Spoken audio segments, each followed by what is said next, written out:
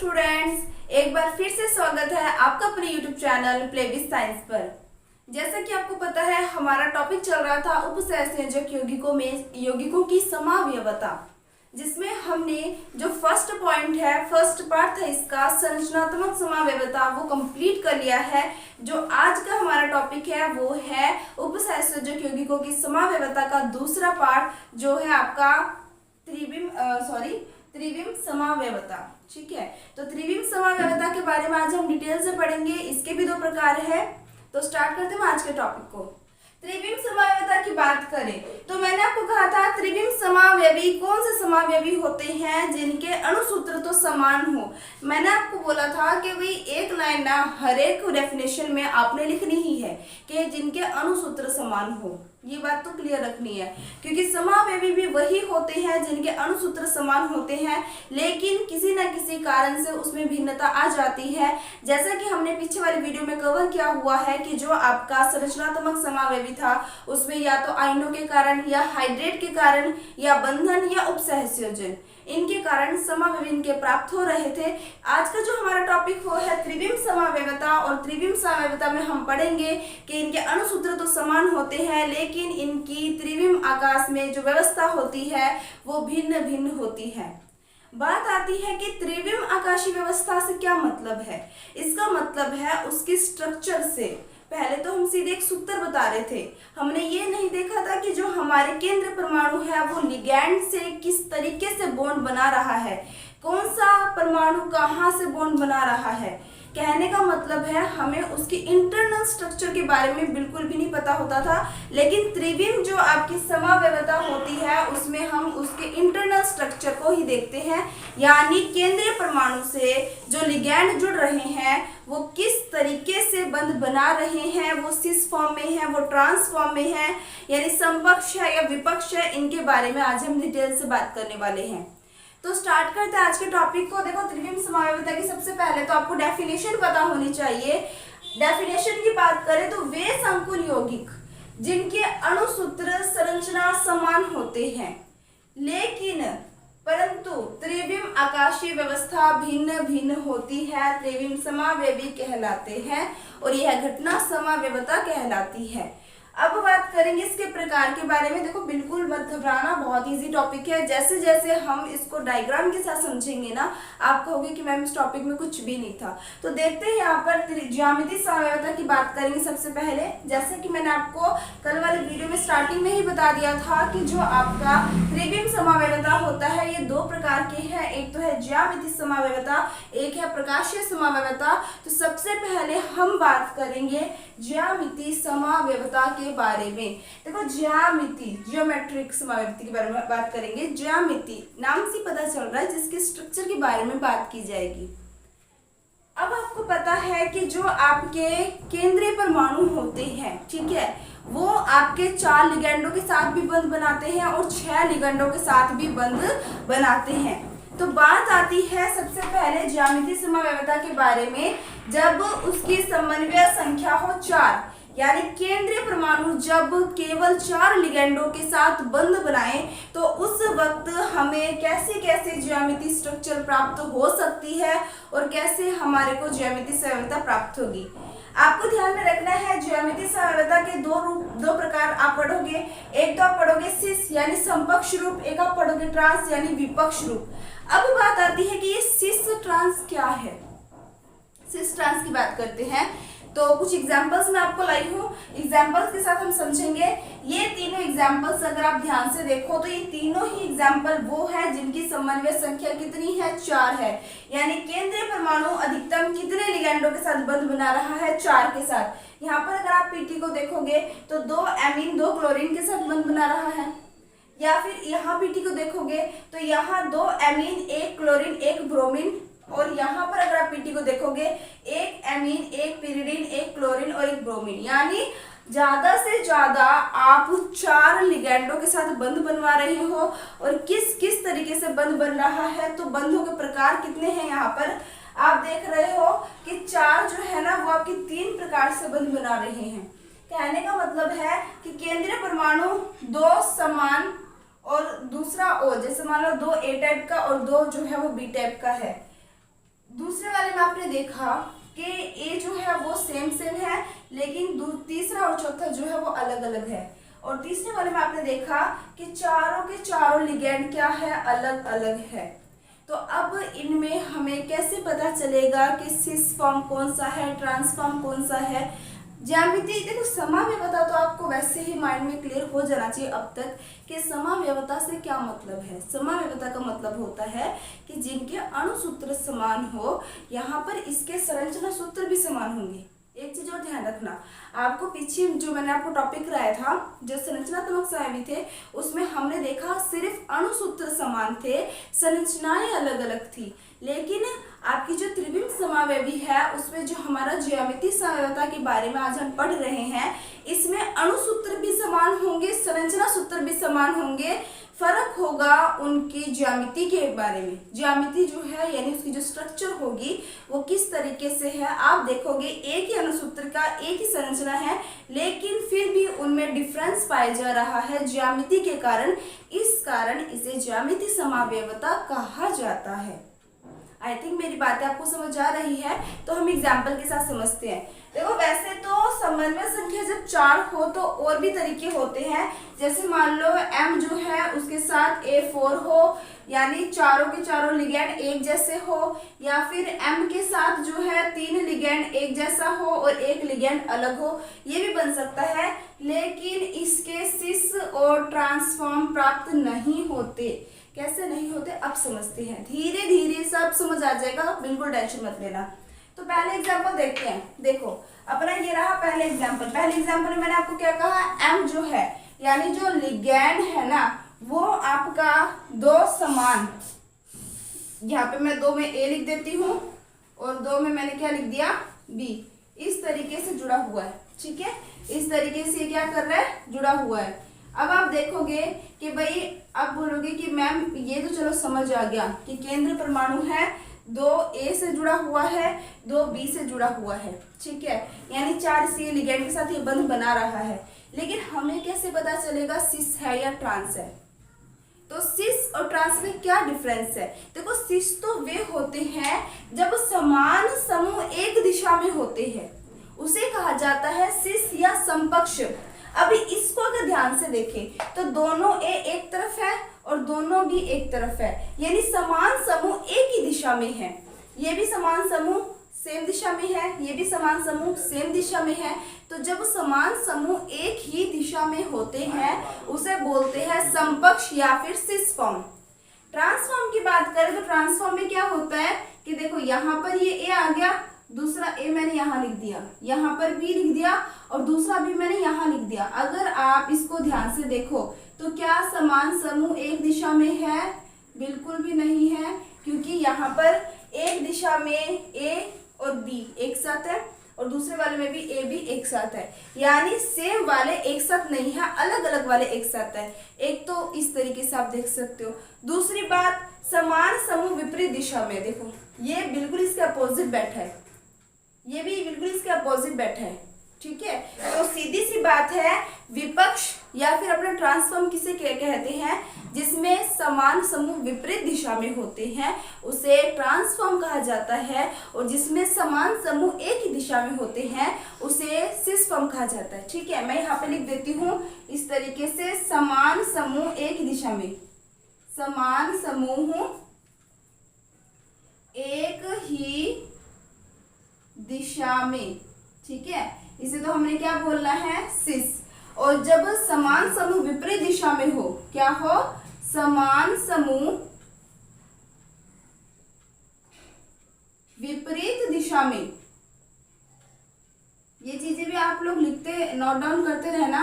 जब समान समूह विपरीत दिशा में होते हैं उसे अपने ट्रांसफॉर्म बोलते हैं। यानी ये जो आपको स्ट्रक्चर दिखाई दे रहा है इसे हम बोलेंगे सिस, और ये जो आपको स्ट्रक्चर दिखाई दे रहा है इसे हम बोलेंगे ट्रांस।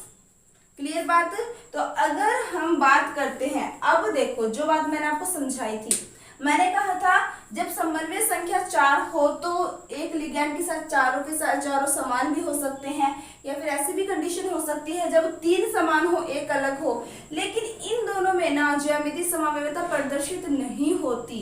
इसका क्या रीजन है, आपने देखा कि जब 2 समान हो, ठीक है, जब दो दो समान हो या दो समान हो, एक अलग तीसरा अलग हो, या फिर सारे के सारे अलग हो, तभी इसकी ज्यामितीय समानता प्रदर्शित होती है, लेकिन इन वाले कंडीशन में नहीं होती।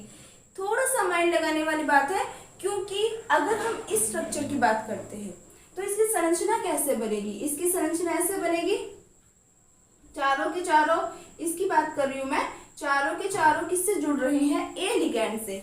जब चारों के चारों ए लिगैंड से जुड़े हुए हैं तो क्या आप इसमें सिस और ट्रांस में विभेद कर सकोगे? क्या नहीं कर सकोगे। चाहे इस ए को उठा के इधर लिख दो, इस ए को उठा के इधर लिख दो, चाहे कुछ भी लिख दो, अगर सारे के सारे आपके समान लिगैंड होंगे, केंद्रीय परमाणु के साथ जुड़े हुए, तो हम उसमें सिस ट्रांसफॉर्म डिफाइन नहीं कर सकते। इस कारण से इसकी ज्यामितीय समावयवता प्रदर्शित नहीं होगी। या फिर इस कंडीशन की बात कर ले जहां 3 समान हो और चौथा अलग हो, तो हम इसमें भी डिफाइन नहीं कर सकते। जरूरी है कि सिस ट्रांसफॉर्म के लिए कम से कम 2-2 का जोड़ा होना चाहिए, मतलब 2 लिगैंड एक जैसे और 2 लिगैंड एक जैसे होना जरूरी है। जहां 3 या चारों एक जैसे होंगे वहां हम सिस ट्रांसफॉर्म नहीं बता सकते, यानी वहां पर ज्यामितीय समावयवता प्रदर्शित नहीं होती। आई थिंक ये वाला पॉइंट क्लियर हो गया होगा। तो इसके स्ट्रक्चर की अगर हम बात करते हैं तो आप देख सकते हो, ये मैं रेस कर देती हूँ, ये चीजें आप लोग याद रख लेना, ठीक है। ये मैं रेस कर लेती हूँ, ये तो आपको मैंने MAB के थ्रू समझा दिया। अब जो इसका एग्जाम्पल है उसकी अगर हम बात करते हैं, ये रहा इसका एग्जाम्पल। इसका डायग्राम क्या बन जाएगा भाई, आप लोग भी बनाने की कोशिश करो, बहुत ईजी है, PT है। अब देखो इसमें 2 तो क्या है आपके एमीन ग्रुप NH3 इस तरीके से, और 2 ही इसमें क्या है, क्लोरीन। तो अब मुझे आप बताओ कि ये कौन सा फॉर्म है, ये सिस है या ये ट्रांस है?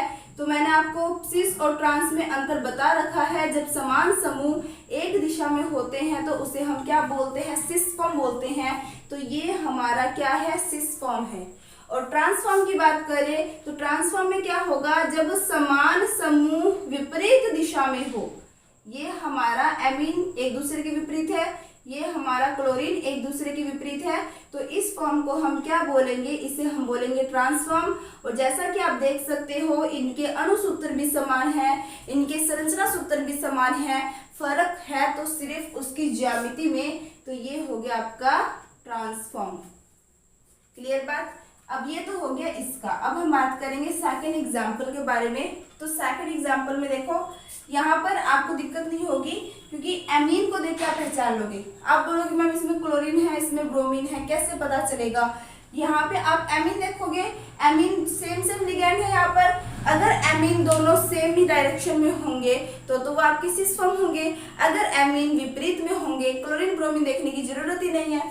यानी अगर मैं इसका डायग्राम बनाऊं तो क्या बन जाएगा, देखना यहाँ पर PT इस तरीके से, यहाँ पर आ जाएगा आपका NH3, यहाँ आ गया आपका NH3, यहाँ आ गया क्लोरीन, यहाँ आ गया ब्रोमीन।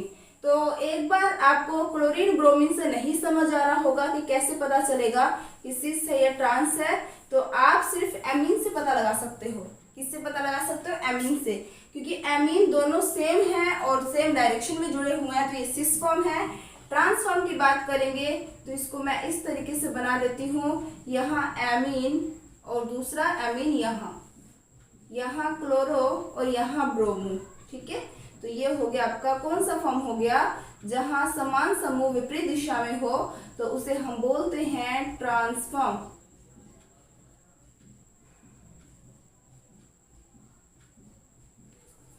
क्लियर बात। अब बात आती है कि बोलोगे कि मैम चलो इसमें तो दोनों ही कॉमन थे, पता लग रहा था, इसमें एक तो कम से कम जोड़ा था, पता लग रहा था, लेकिन इस वाले कंडीशन में कैसे पहचानेंगे? इसमें तो सारे अलग है, हमें कैसे पता चलेगा किन दोनों को एक साथ रखना है, किन दोनों को हमें एक साथ नहीं रखना, मतलब किन दो में सिस फॉर्म होगा, किन दो में ट्रांसफॉर्म होगा? देखो एक चीज ध्यान रखना, जब मैंने आपको चैप्टर में बताया था, आपको पता ही है कि पीछे की जो बातें बताई हुई है वो सारी की सारी एक दूसरे से रिलेट होती है। इसीलिए कहती हूँ कि चैप्टर हमेशा स्टार्टिंग से स्टार्ट करो ताकि कोई भी पॉइंट जो है वो समझने में दिक्कत ना हो। अब देखो आपको ध्यान होगा कि यहाँ पर क्लोरीन भी विद्युत ऋणी है, ब्रोमीन भी विद्युत ऋणी है, तो ये दोनों जब सेम डायरेक्शन में होंगे तो उसे हम बोलेंगे सिस फॉर्म। साथ ही साथ आप देखते हो एमीन और पिरिडीन के बारे में, दोनों के दोनों उदासीन होते हैं, दोनों पे जीरो आवेश होता है। तो जहां ये दोनों सेम डायरेक्शन में हो और ये दोनों आपस में सेम डायरेक्शन में हो, वो होगा आपका सिस फॉर्म। क्लियर बात है। और जब ये आपस में एक दूसरे के अपोजिट में हो तो उसे अपने क्या बोलेंगे, ट्रांसफॉर्म। डायग्राम देख लेते हैं, समझ आ जाएगा। यहाँ पे मैंने लिख दिया पीटी। अब आपको पता है एमीन उदासीन है, पिरिडीन उदासीन है, दोनों को सेम डायरेक्शन में रख दिया। क्लोरीन विद्युत ऋणी है, ब्रोमीन विद्युत ऋणी है, दोनों को सेम डायरेक्शन में रख दिया। जब समान वाले सेम डायरेक्शन में होंगे तो उसे हम बोलते हैं सिस फॉर्म। जैसा कि आपको अब तक तो याद हो ही गया होगा, ये हो जाएगा आपका सिस। और अगर ट्रांस की बात करते हैं तो ट्रांस में क्या हो जाएगा कि यहाँ पर एक तो आपका यहाँ तो आ जाएगा एमीन, और एमीन उदासीन है और पिरिडीन उदासीन है, दोनों एक दूसरे के अपोजिट में हैं। और क्लोरीन विद्युत ऋणी है, ब्रोमीन विद्युत ऋणी है, ये दोनों एक दूसरे के अपोजिट में हैं। तो इस तरीके से आप देख सकते हो कि ये आपका कौन सा फॉर्म कहलाएगा, ट्रांसफॉर्म कहलाएगा। आई थिंक ये चीजें आप समझ आ गई होंगी कि ज्यामितीय समवायता में क्या होता है। जिनके अणु सूत्र समान हो, जिनके संरचना सूत्र समान हो, फर्क अगर इसमें होता है तो उसकी ज्यामिति में होता है। और ज्यामिति हमें इसकी कैसे मिलती है, या तो सिस फॉर्म में मिलती है या ट्रांसफॉर्म में। किन किन में ज्यामितीय समवायता नहीं प्राप्त होती, जब समन्वय संख्या 4 हो तो दो कंडीशनें ऐसी है जब आपको सिस ट्रांसफॉर्म नहीं मिलता है, जब चारों लिगैंड एक जैसे हो तब, और दूसरा जब तीन लिगैंड एक जैसे हो, चौथा अलग हो तब। इन दोनों कंडीशनों में आपको उस जो सूत्र है उसकी ज्यामितीय समवायता नहीं मिलती है। लेकिन बाकी जो कंडीशन मैंने आपको बताई है, इन तीनों कंडीशनों में आपको सिस ट्रांसफॉर्म मिलता है। तो ये दोनों क्या हुए आपस में, ज्यामितीय समावेवी। ये दोनों आपस में क्या हुए, ज्यामितीय समावेवी। और ये दोनों आपस में क्या हुए, ज्यामितीय समावेवी। तो आई थिंक आपको जो ये वाला टॉपिक है मैं इस तरीके से बना देती हूँ, और ये वाले जो टॉपिक है ये क्लियर हो गए होंगे। आप जल्दी से इसका स्क्रीनशॉट ले लो। फिर उसके बाद हम बात करेंगे कि जब हमारा समन्वय संख्या 6 हो, यानी जब एक केंद्रीय परमाणु के साथ 6 लिगैंड जुड़े हो, तो वहां पर हम सिस और ट्रांसफॉर्म को कैसे डिफाइन कर सकते हैं और कैसे उसकी ज्यामितीय समवायता प्राप्त कर सकते हैं। तो स्क्रीनशॉट ले लो इसका जल्दी से।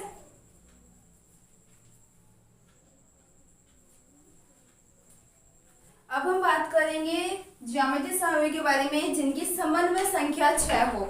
4 वाला आई थिंक बहुत अच्छे से समझ आ गया होगा आपको। अब हम बात करेंगे 6 वाले के लिए, और 6 वाले में आप देख सकते हो कि कौन कौन सी कंडीशनें बन सकती हैं। 6 वाले की बात करें तो जब आपका केंद्रीय परमाणु 6 के 6 समान लिगैंड से जुड़ा हो, तो उस टाइम क्या इसमें ज्यामितीय समवायता प्रदर्शित हो सकती है, क्या आप सिस ट्रांसफॉर्म बता सकते हो। तो इतना तो आपको समझ आ ही गया होगा कि इसमें हम सिस ट्रांसफॉर्म नहीं बता सकते। ठीक है। एक और कौन सी कंडीशन है, जब पांचों समान हो और एक लिगैंड अलग हो तब भी हम ज्यामितीय समवायता नहीं बता सकते, क्योंकि ज्यामितीय समवायता बताने के लिए सिस ट्रांसफॉर्म का बनना बहुत जरूरी है। और सिस ट्रांसफॉर्म तभी बनेंगे जब कम से कम 2 लिगैंड जो है वो एक जैसे हो, ताकि हम उससे डिफाइन कर सके कि अगर वो दोनों लिगैंड सेम डायरेक्शन में है तो सिस फॉर्म, अगर एक दूसरे के अपोजिट में है तो ट्रांसफॉर्म है। समझ आ रहा होगा मेरी बात। एक ये कंडीशन भी आती है, देखो यहाँ पर जब आपका केंद्रीय परमाणु तीनों के तीनों द्विदंतुक लिगैंड से जुड़ा हो। जिन बच्चों ने लिगैंडों के प्रकार वाली वीडियो मैंने देखी हुई है वो अच्छे से समझ रहे होंगे कि द्विदंतुक लिगैंड कौन से होते हैं, एक दंतुक लिगैंड कौन से होते हैं, उभय दंतुक लिगैंड कौन से होते हैं। तो जिन्होंने नहीं देखी वो देख लेना। इस वाली कंडीशन में भी आपके ज्यामितीय समवायता प्राप्त नहीं की जा सकती। तो फिर किन किन कंडीशनों में प्राप्त की जा सकती है, तो उनके मैंने आपको एग्जाम्पल के साथ में ये चीजें लाई हूँ, और मैं आपको यहाँ पे डायग्राम बना बना के बताऊंगी कि कैसे इसमें हम सिस ट्रांसफॉर्म पढ़ने वाले हैं। तो देखते हैं सबसे पहले एग्जाम्पल को, जिसमें आपका जो केंद्रीय परमाणु है वो 4 समान और 2 अलग जो है उस लिगैंडों से जुड़े हुए हैं। एग्जाम्पल के साथ इसके डायग्राम को देखते हैं। अगर एग्जाम्पल की बात करें तो देखो यहाँ पे कोबाल्ट की बात करेंगे तो कोबाल्ट देखो 6 है, तो 6 में बॉन्ड कैसे बनते हैं। 4 की बात करें तो 4 तो इस तरीके से बंध बना लेता है, बहुत इजी है। 6 है तो 2 बढ़ गए, 2 बढ़ जाएंगे, उसे कैसे एडजस्ट करोगे, बस यहाँ पे और बॉन्ड बना दो, बस समझ आई, इजी डायग्राम है। अब आप देखोगे यहाँ पे एमीन, जो 4 एमीन है वो समान है और 2 क्लोरीन समान है। आपने सबसे पहले सिस फॉर्म बताना है, तो सिस के लिए आपको मैंने बता रखा है समान समूह एक दिशा में हो। तो जहां पे 2 आपको क्लोरीन दिखाई दे रहे हैं उन दोनों क्लोरीन को आपने एक ही डायरेक्शन में रख देना है। समझ आ रही है मेरी बात? बाकी जो एमीन है उनको आप लिख दोगे इस तरीके से, यहाँ पे आ गया आपका NH3, यहाँ आ गया आपका NH3, यहाँ पे भी आपका NH3 और यहाँ पे भी आपका NH3, एमीन बन गया। अगर हम बात करें इसको कैसे मिलाया जाता है, तो इसको इस तरीके से मिलाते हैं हम। आपको ये थोड़ा सा मिलाना आना चाहिए, इसको इस तरीके से मिलाना है और इसको इस तरीके से। इस तरीके से जब आपके 6 लिगैंड होते हैं तो इस तरीके से जोड़ दिया जाता है। अब आप देखोगे समान समूह क्या है, सेम डायरेक्शन में है, तो ये हमारा कौन सा फॉर्म हो गया, ये हो गया हमारा सिस फॉर्म। क्लियर बात? ये हमारा कौन सा फॉर्म हो गया, सिस फॉर्म। तो ट्रांसफॉर्म कैसे बनेगा भाई, बहुत इजी है, देखते हैं अपने ट्रांसफॉर्म में। अपने पहले तो इनको इस तरीके से बॉन्ड जो है इनको शो कर देंगे, फिर नेक्स्ट स्टेप आपको पता ही है, सेम जो होते हैं समान समूह जो होते हैं उनको विपरीत डायरेक्शन में रखना है। तो यहाँ पे जो 2 क्लोरीन दिखाई दे रहे हैं, एक क्लोरीन मैंने यहाँ रख दिया और एक क्लोरीन मैंने यहाँ रख दिया, होगी विपरीत डायरेक्शन में। बाकी आपके पास पीछे 3 क्या बच गए हैं, एमीन ग्रुप बच गए हैं, तो एमीन को इस तरीके से लिख सकते हैं आप। ठीक है, नेक्स्ट आपने क्या करना होता है आपको पता है, इनको मिला दो।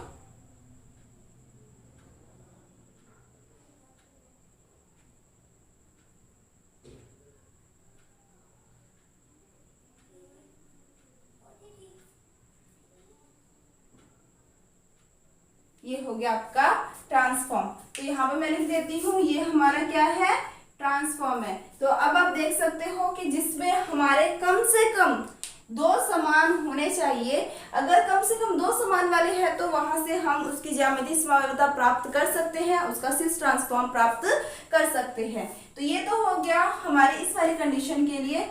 अब हम बात करेंगे इस वाले डायग्राम के बारे में। ठीक है, अब एक चीज ध्यान रखना, जब हम 2 से तुलना करते हैं ना तब तो वो हमारा सिस ट्रांसफॉर्म होता है, लेकिन जब हमारे 3 की हम बात करते हैं यानी 3 समान होते हैं, जैसे कि सेकंड कंडीशन में आप देख सकते हो, इस केंद्रीय परमाणु के साथ 3 A जुड़े हैं और 3 B, यानी 3 एमीन ग्रुप और 3 क्लोरीन, 3 का जोड़ा बन रहा है यहाँ पर।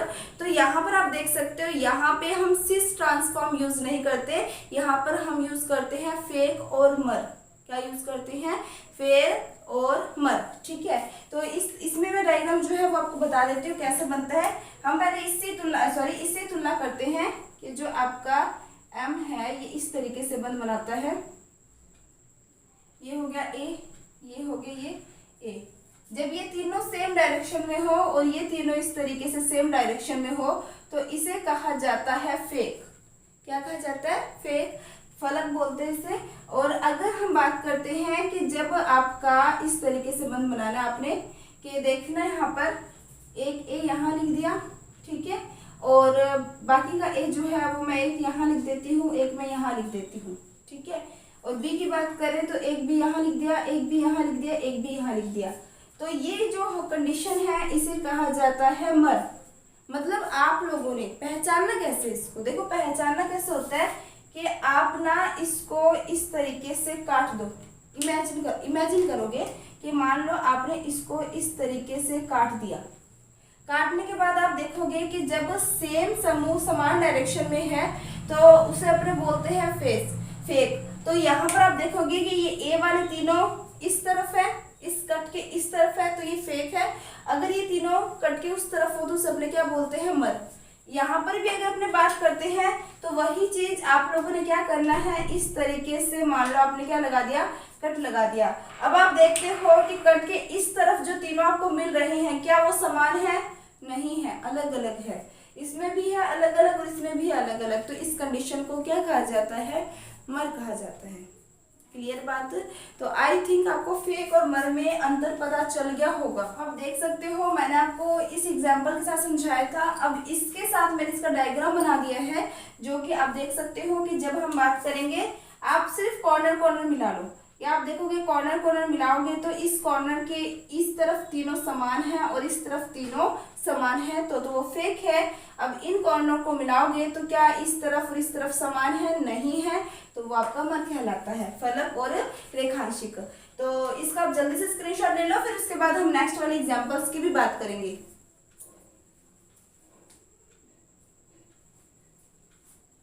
ले लिया होगा आपने अब तक स्क्रीनशॉट। तो अब हम बात करेंगे नेक्स्ट के जो आपके दो एग्जाम्पल बच गए हैं। अब तो आप लोगों को खुद को भी चीज आने लगी होगी भाई इसको किस तरीके से हम लिख रहे हैं। तो नेक्स्ट वाले एग्जाम्पल्स की बात करते हैं। तो देखना यहाँ पर ये भी हो गया हमारा, ये भी हो गया। अब हम बात करते हैं इस वाले पॉइंट के बारे में। तो इस वाले पॉइंट में क्या है, जो हमारा केंद्रीय परमाणु है वो दो द्विधातुक लिगैंड से जुड़ा है और दो एक धातुक लिगैंड से जुड़ा है। ठीक है, तो यहाँ पर आपको जैसे कि पता है द्विधातुक लिगैंड में क्या अंतर होता है, द्विधातुक लिगैंड और एक धातुक लिगैंड में। तो एक धातुक लिगैंड तो वो होता है जो केवल खुद से एक ही उपसहसंयोजक बंध बना सके, यानी एक ही उपसहसंयोजक बंध बनाता हो केंद्रीय परमाणु के साथ, वो तो एक धातुक होते हैं। लेकिन द्विधातुक लिगैंड वो होते हैं जो एक परमाणु जो होता है वो एक साथ दो उपसहसंयोजक बंध बना सकते हैं। अंतर आप लोगों को पहले बताया हुआ है। अब देखो यहाँ पर अगर मैं बात करूं इसकी, पहले हम इसकी बात करते हैं। ठीक है, तो यहाँ पर लिख देती हूँ मैं इसको M। यहाँ पर आपके पहले तो अपने 6 बॉन्डिंग शो कर देते हैं। आसान तरीका यही है कि पहले आप 6 बॉन्डिंग शो करो और उसके बाद कब कौन सा परमाणु जोड़ना है वो जोड़ दो। अब देखो यहाँ पर आपको पता है कि यहाँ पर दो तो आपके पास द्विधातुक लिगैंड बैठे हैं, एक आपके पास क्या, दो आपके पास क्या है, एक धातुक लिगैंड है। पहले आपने ये लिख लेना है, क्योंकि आपको पता है सिस और ट्रांसफॉर्म में सबसे बड़ा अंतर यही होता है कि अगर आपको दो भी मिल जाए ना, दो लिगैंड भी एक जैसे मिल जाए ना, तो आप उसी से उसको क्या कर सकते हो, डिफाइन कर सकते हो। अब यहाँ पर बी क्या है, दो है, दो सेम बी है, यानी दो लिगैंड यहाँ पर बी एक टाइप के। अगर मैं दोनों को एक ही डायरेक्शन में बिठा देती हूँ तो वो सिस फॉर्म है, और अगर मैं दोनों को अपोजिट डायरेक्शन में बिठा देती हूँ तो वो आपका ट्रांसफॉर्म है। बस इतना करना है आपको पहले। इतना करने के बाद आपने बाकी के इन लिगैंडों को बिठा देना है। आपको पता है यहाँ पर जो आपका ए है वो द्विधातुक लिगैंड है, और द्विधातुक लिगैंड जो होते हैं वो एक साथ कितने उपसहसंयोजक बंध बनाते हैं, दो उपसहसंयोजक बंध बनाते हैं। यहाँ पर भी मैं यहाँ पे लिख देती हूँ ए, यहाँ पर भी बॉन्डिंग इस तरीके से हो जाएगी, ये रही। अब आप देख सकते हो कि जब समान समूह एक ही दिशा में होते हैं उसे हम बोलते हैं सिस फॉर्म। जब समान समूह विपरीत दिशा में होते हैं, ये भी समान समूह विपरीत दिशा में है, तो इसे हम बोलते हैं ट्रांसफॉर्म। क्लियर बात। अब मैं इसको जो एग्जाम्पल है ना इसके साथ इसका डायग्राम बता देती हूँ एक बार, ताकि आप लोगों को पजलेशन ना हो। आप लोगों ने सबसे पहला स्टेप क्या होता है, केंद्रीय परमाणु लिखने हैं और इसके 6 के 6 जो बॉन्ड है वो शो कर देने हैं। कर दिए, करने के बाद आप देखोगे कि कोई ऐसा परमाणु जो दो हो और दो लिगैंड ऐसे हो जो समान हो। समान है आपके पास क्लोरीन, क्योंकि आपको एक बार ये नहीं जोड़ना आ रहा तो इजी तरीका बता रही हूँ। जोड़ने को तो जोड़ दोगे, जिसका प्रैक्टिस होगा ना वो तो बहुत आसानी से कर लेगा। लेकिन जब फर्स्ट बार इसको कर रहे हैं ना तो पहले आप क्लोरीन से इसको जोड़ोगे। ठीक है, आप क्लोरीन को देखोगे कि क्लोरीन जोड़ना तो आपके लिए बहुत इजी है। पहले इनको अगर आप सेम डायरेक्शन में जोड़ दोगे तो ये सिस फॉर्म है, अगर आप इनको अपोजिट डायरेक्शन में जोड़ दोगे तो ये आपका ट्रांसफॉर्म है। उसके बाद आपके पास 2 इयन बच गए। 2 इयन को कैसे जोड़ोगे, आपको पता है यह एक द्विधातुक लिगैंड है, तो दो उपसहसंयोजक बंध एक साथ बनाता है। तो एक तो यहाँ जोड़ दिया और दूसरा आपने जोड़ दिया यहाँ पर। क्लियर बात। तो ये हमारा कौन सा फॉर्म कहलाएगा, सिस फॉर्म, और ये हमारा कौन सा फॉर्म कहलाएगा, ट्रांसफॉर्म कहलाएगा। तो आई थिंक ये वाला एग्जाम्पल भी आपको समझ आ गया होगा। अब लास्ट इसकी बात करते हैं, तो ये भी इजी है, इसको भी बना ही देते हैं। इसको बनाएंगे तो क्या हो जाएगा, सबसे पहले आप लोगों का पहला स्टेप केंद्रीय परमाणु और 6 के 6 बॉन्डिंग शो करनी है। केंद्रीय परमाणु लिख दिया और 6 के 6 बॉन्डिंग शो कर दी। अब इसमें आपके पास क्लोरीन के 4 है और ईएन का 1 है, तो पहले सिस फॉर्म में लिखोगे तो चारों क्लोरीन को एक ही डायरेक्शन में लिख दो, एक ही तरफ लिख दो। अब आपको पता है एक ईएन कितने उपसहसंयोजक बंध बनाता है, एक साथ 2 बनाता है, तो 2 के बीच इसको इस तरीके से जोड़ दो। इस वाले कंडीशन में इसको हमने क्या बोल दिया, सिस बोल दिया। ट्रांसफॉर्म में क्या होगा, 2 क्लोरीन, इसको थोड़ा सा अपने सही बना लेते हैं, ठीक है।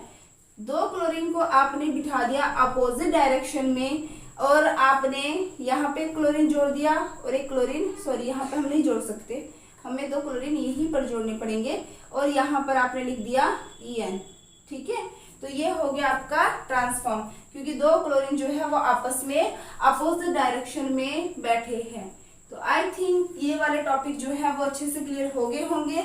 मैंने आपको सारे एग्जांपल्स जो है वो विद डायग्राम बता दिए, और ये भी बता दिया कि किन किन कंडीशनों में आपके सिस और ट्रांसफॉर्म नहीं बन सकते। क्लियर बात, यानी किन किन कंडीशनों में आपकी ज्यामितीय समन्वयता प्रदर्शित नहीं होती, चाहे वो आपकी समन्वय संख्या 4 हो चाहे 6 हो, लेकिन कम से कम 2 लिगेंड जो है वो एक जैसे होने जरूरी है। आई थिंक यहाँ तक क्लियर हो गया होगा, तो आप जल्दी से इसका स्क्रीनशॉट ले लो। आई थिंक ले लिया होगा आपने स्क्रीनशॉट, और ये जो आपका टॉपिक है वो समझ आ गया होगा आपको। प्रकाशिक समन्वयता जो है वो आपका नेक्स्ट वीडियो में आपको मिल जाएगा, और अभी तक जितना मैंने आपको करा दिया है आई थिंक बहुत अच्छे से क्लियर हुआ होगा। अगर आपको वीडियोस जो है समझ आ रहे हैं, पसंद आ रहे हैं, तो लाइक शेयर करना, जो बच्चे चैनल पे नए हैं वो सब्सक्राइब करना मत भूलना। और जिन बच्चों को मेरे ड्रीम क्लासेस के लर्निंग ऐप पर पैट कोर्स का नहीं पता, उन्हें मैं बता दूं, उन्हें अगर नोट्स भी चाहिए, ऑब्जेक्टिव क्वेश्चंस भी चाहिए, लेक्चर्स भी चाहिए और टेस्ट सीरीज भी चाहिए, तो सारी की सारी फैकल्टी जो है आपको मिल जाएंगी। ये सारी की सारी ड्रीम क्लासेस के लर्निंग ऐप पर मेरा पैट कोर्स जो है वो आपको मिल जाएगा, आप वहाँ से उसे परचेज कर सकते हैं। तो इसी तरीके से हंसते रहिए, मुस्कुराते रहिए, और अच्छे से अपनी स्टडी को कंटिन्यू रखिए, और अपने 12th में बहुत अच्छे मार्क्स लाइए। All the best, take care, bye bye.